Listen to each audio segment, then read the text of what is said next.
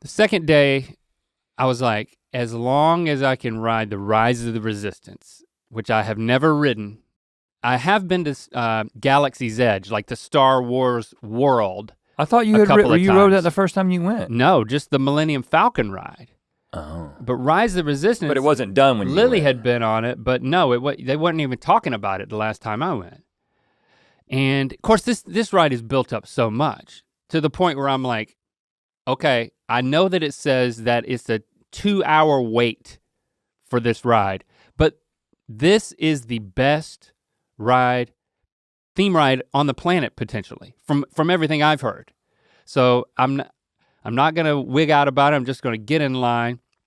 And first of all, talk about the lines and the walking, like. You're not ready for this. I was not ready. You need a pair of wheelies. For being on my feet.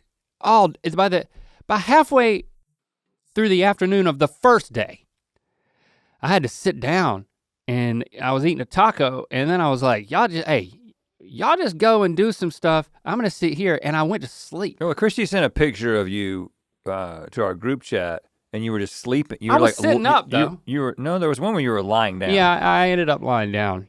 It was like, well, first I took my shoes and my socks off, and she was like, this is a restaurant. Yeah. And I was like, this isn't a restaurant. This is just some tables outside. But what if everyone did what you did? What if everyone took their shoes and socks off at Disney? I saw a few other people doing it, so it's not like something I invented. Okay. Let me tell you, I was in a corner.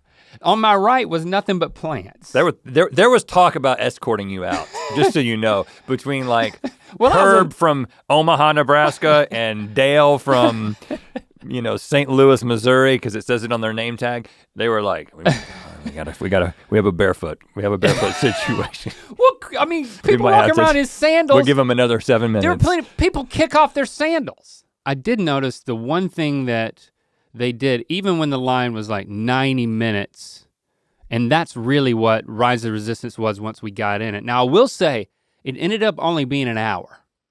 So it moved faster. The thing I noticed was that was manipulation. Yeah, they raise the bar and then they make you happy. Yeah, low expectations, man. Key to life. The line never stopped moving. It wasn't stop and start. And there were even some benches placed along the way, but because the line never stopped, you couldn't sit on a bench. Mm-hmm. So I found that interesting, but it did help a lot psychologically. But what it didn't help with was like, by day 2, when it was my nap time again, here I am in this line and I can't even sit down for a second. So, and I'm just, my hip flexor is just hurting. You're talking, first of all, you started off this episode talking about your physical, your physical form, or your physical peak, or whatever. Yeah, that was a setup. This is the payoff. Okay, got it. And so the only thing that would give me relief was deep squats. Like if I really squatted down, my hips would open up a little bit and I'd start to feel better. But the line wouldn't stop, so I had to, and I didn't want to just keep squatting down and squatting up. So when I squatted down and the line moved, then I just started duck walking behind in the line. And I experienced lots of relief and ridicule from my family. I didn't realize it that Christy was posting this on her Instagram story. Oh, she did? I didn't realize it until the next day that like my duck walk and my napping session were posted on her Instagram. Here's the thing, Link. You are free to make all these choices, but others are free to ridicule you for them. I mean, that's what America's all about, man. Desperate, man. I would have stripped down naked and done like the anus dog drag if that's was anyone else suffering in this way? I'm not saying that my anus was itching. I'm saying if it was to the point that I was hurting in other ways, that's what I would have done. Did you get recognized? Was anybody else well, I'll answer that in a second, but the question I thought you were gonna ask was anybody else doing anything worth ridicule? Yes, I'm not alone. There was a guy in front of me in the line and he had a full-size Ziploc bag with a rotisserie chicken in it. Okay, that's worse. And he would open Ziploc bag, and he didn't buy the rotisserie chicken at the park. And that's not being sold. Well, first of all, that's illegal.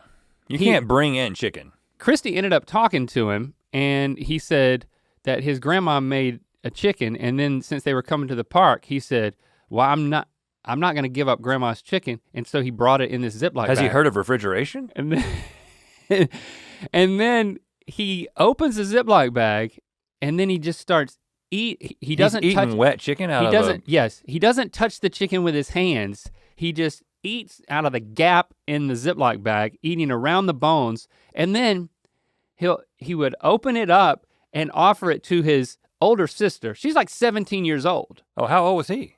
Like 15. Okay. So he was offering his gapped Ziploc bag with rotisserie chicken bag to his sister, who was doing the same thing. It was like feeding a horse. Yeah. It's like feeding a freaking horse. It runs in the family. You should be happy that Chicken Bag was close to you because it was a great cover. Because like squat Chicken walk Bag man, and Duck Walker. Squat walking man. We'd be a superhero duo right there. Put us in the collector's museum. He can get away with museum. anything if Chicken Bag's around. Rise of Resistance was a 20-minute experience, which is pretty crazy. And it's this entire story that I kind of don't want to tell all of it because I don't want to spoil it for people. Is it not a story that exists somewhere in an existing piece of IP? No, it's a particular time when like General Hux, you know, the guy from Ex Machina who's not Oscar Isaac, the red-haired guy. Yeah. And then Kylo Ren are like, they're the main characters.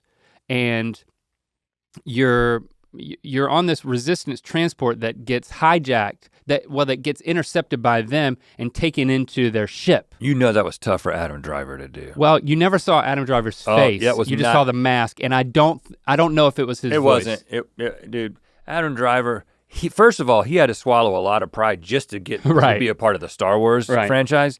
But when they said the ride thing, he was like, as long as I don't have to do the rides. Oscar Isaac was in it. Oscar will do anything for a paycheck. He's great, man. No, I'm just kidding. Daisy Ridley was in it. The guy who played anybody who shows their face. Yeah. And so we're on so it's this whole story of like you get in a transport, but then it gets tractor beamed, or that's Star Trek, but it gets tractor beamed into the Kylo Ren ship, and then you're inside of the ship, and you get off of the thing you were in, like the simulator, and then you're walking in the expanse of this thing is this huge. You're in this huge, like there's a whole freaking hangar full of ships and stormtroopers, and they're like, all right, move this way to be interrogated, and then you're interacting with actual people. So it's like you're entering into the world itself. Which is the whole point of completely immersive.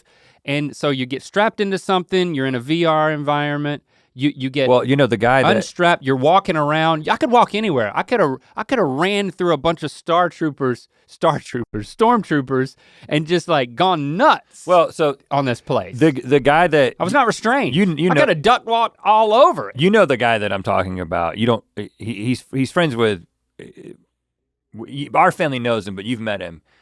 But he told me all about. He didn't tell me like details, but basically when he talked about Star Wars like 4 years ago. Yeah. He would be like, it's gonna be crazy. It's gonna be like you're walking into the movie, and I was like, gosh. I was like, yeah, that's what they think, but they're gonna like keep you like restricted and stuff. But you're saying that you can. You got off of a ride. You were walking around a hangar, being ushered into another place. Well, what if you did? What if you went crazy? What if you did start running? They'd shoot you. Yeah, I mean, there's lots of weaponry. You get zapped. And they probably just make tased. They were probably ready to make it part of the thing. They wouldn't take no one with a name tag would show up. They would just stormtroopers would take care of it. Well, you were a prisoner being interrogated. At one point we were put into a cell, and then, Kylo Ren comes in and he's like, he's about to let us have it, but then he gets called into other business, and then we get rescued from that. But when Kylo Ren, is it a dude in a costume? It was a screen at that point, and then at other points it was animatronic versions of him and Hux. So it was very mixed media. Everything that Disney has ever done in the theme ride, at different points you experienced all of it and more. Super impressive. Like I can't remember the last time that like I've just walked around with my mouth gaped open for like for 8 minutes straight. You shouldn't do that during a pandemic. Just I have a mask on. No one could tell it. Like underneath my mask, I was just gaped open the whole time, like that Ziploc bag with the rotisserie chicken in it. Yeah. What was chicken bag with you? Chicken bag got interrogated in another room. Did they take his chicken bag? They should have taken him out for that. I think he was zapped. But I think they would have. I mean, if you'd have crossed some lines, they probably would have kept it part of the. I think there's a threshold at which point there's a level 1, there's like a level 1, we can keep the narrative going. There's a level 2, okay. Level 3 is when the narrative breaks down and like actual Kurt from Missouri comes in and takes you out. Right. I was so amazed I didn't want to push the boundaries of anything.